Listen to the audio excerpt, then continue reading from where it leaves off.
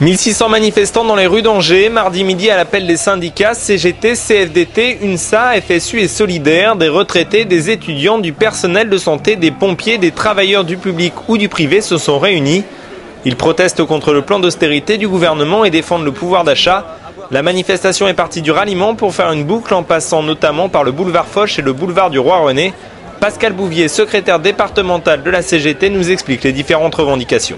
Le mot d'ordre aujourd'hui, c'était contre les plans d'austérité du gouvernement, mais au-delà de ça, c'est surtout porter les revendications à partir des exigences que la CGT porte depuis le début de la rentrée sur l'emploi, les salaires, la protection sociale, un autre financement des politiques publiques.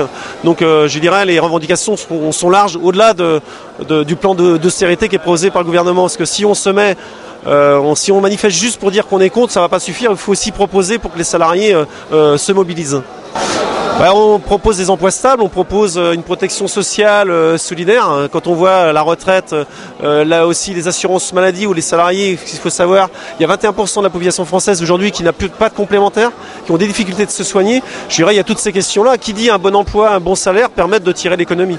Je pense que si on insiste, on peut à un moment donné t'écouter et puis on ne va pas se caler sur la campagne présidentielle, mais elle est de plus en plus importante.